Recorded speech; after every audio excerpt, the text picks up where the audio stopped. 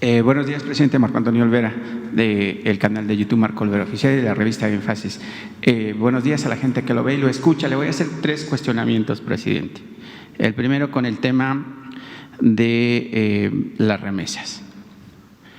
México recibió 22.821.5 millones de dólares en remesas entre enero y julio del 2020, lo que representó un aumento del 10.01% con respecto al mismo periodo del 2019, pese a las afectaciones por la pandemia del COVID-19, según reportó el Banco de México este pasado martes de esta semana. Y pese a que el diario New York Times, el pasado 20 de abril de este año también, diagnosticó el rotativo que las remesas de nuestros mexicanos bajarían en un 20%, lo cual es una mentira. Falló el rotativo en ese diagnóstico. ¿Por qué destaco esto de las remesas, presidente? Es una paridad o una comparación. Porque usted, su gobierno, el pasado lunes, firmó un acuerdo con los banqueros e integrantes del Consejo Coordinador Empresarial que encabeza Carlos Salazar Lomelí y que en su momento también fue director de FEMSA, esa empresa que distribuye Coca-Cola, el refresco más mortífero que cualquier ser humano pueda ingestar. Bueno, entonces, presidente, y en contraste, quiero decirle que entre enero y julio de este año, particulares y empresas mexicanas sacaron su dinero y lo enviaron a los bancos de los Estados Unidos. Es decir, crecieron 20% sus ahorros de estos empresarios y particulares en los bancos de la Unión Americana, con la fabulosa cantidad de 86.802 millones de dólares.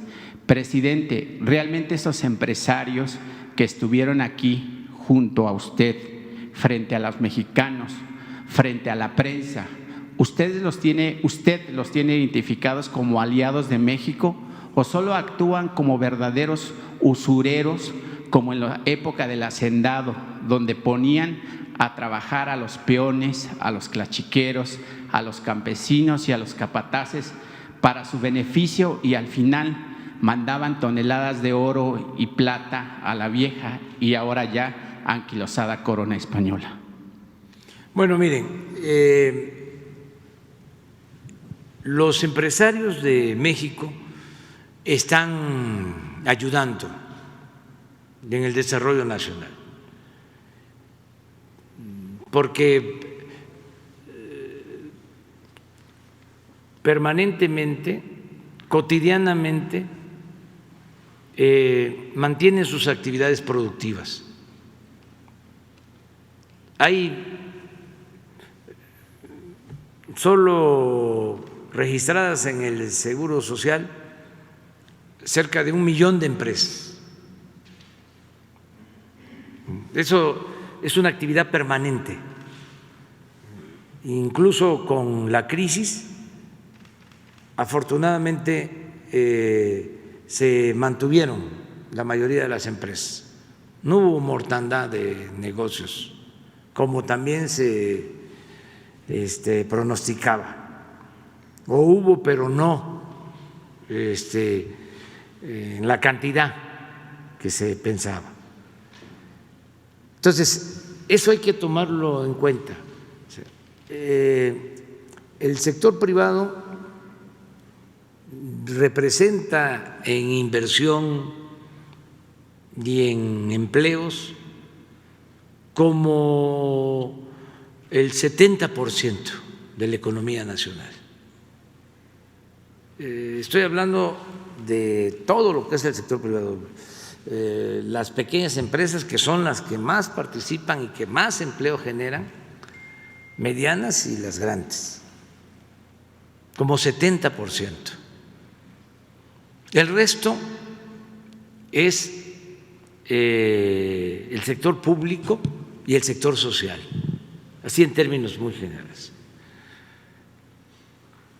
Si vemos la inversión anual que llega al país, o lo que se invierte en México, ahí sí las remesas ocupan el primer lugar, porque significan la principal fuente de ingresos del país. Estamos hablando de 40,000 millones de dólares, es lo que estimamos para este año.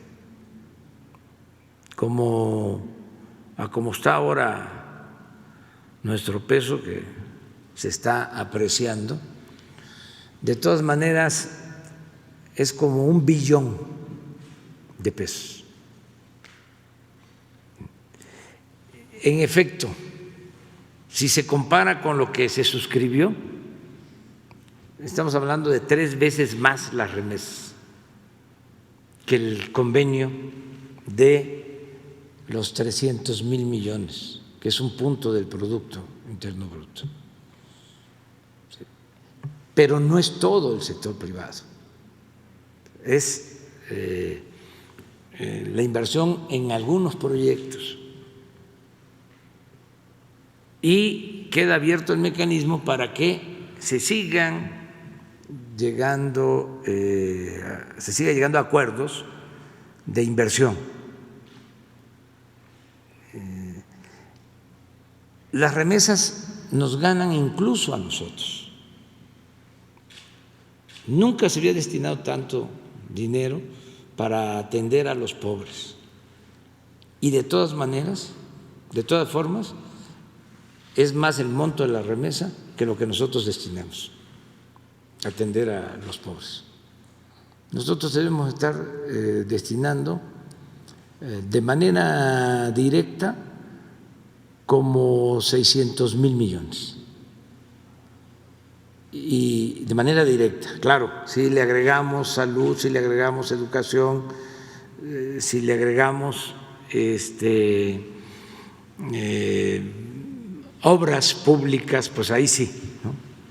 Pero apoyo directo, o sea, becas, pensiones, apoyo a campesinos, a pescadores, a pequeñas empresas, pues deben de ser como 500, 600,000 millones los que estamos destinando. Y es muchísimo, nunca se había destinado tanto. Sin embargo, con relación a las remesas, pues no se compara. La remesa es una bendición, porque llega además abajo a 10 millones de familias que reciben en promedio de 300 a 350 dólares mensuales.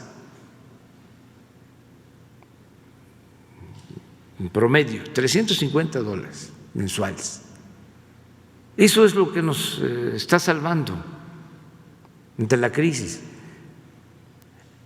Entonces, vamos a sumar esfuerzos, voluntades, recursos para sacar adelante al país. Por eso, lo del acuerdo con el sector privado. Y van a venir otros proyectos y va a seguir creciendo el monto de inversión. Hay algo que es importantísimo, que yo no sabía, que tú estás mencionando, lo de la nota del New York Times, que me gustaría tenerla, sobre ese pronóstico. ¿De cuándo es? Del 20 de abril de este año. Y se crearon ahí una crónica de una persona que recibía $300 de manera continua, una ama de casa, y que el marido estaba en los Estados Unidos como pescador de algodón o manzana, y pronosticaba eso. Que se le iba a caer. Que se iba a caer el 20%. Si quiere, ahorita se lo paso el link. Sí, me interesa mucho el dato, porque son muy famosos estos periódicos. Pero mienten. Pero no tienen profesionalismo. Y les falta ética, sobre todo. Estamos hablando del New York Times. Sí. O sea, porque apantallan, ¿no? New York Times, Wall Street Journal. Ya salió en el Financial Times. ya salió en el Washington Post. Antes, cuando la política la hacían los de arriba, cuando la política era asunto nada más de las minorías, a los políticos les importaba muchísimo lo que podía decir un editorial del New York Times, que lo preparaban aquí mismo.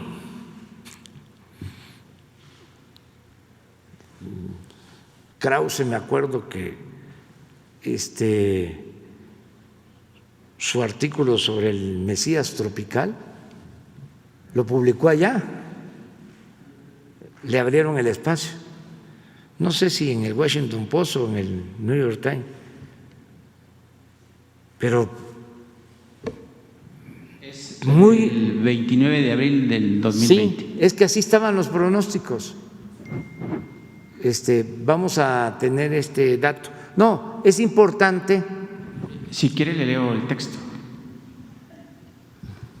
Bueno.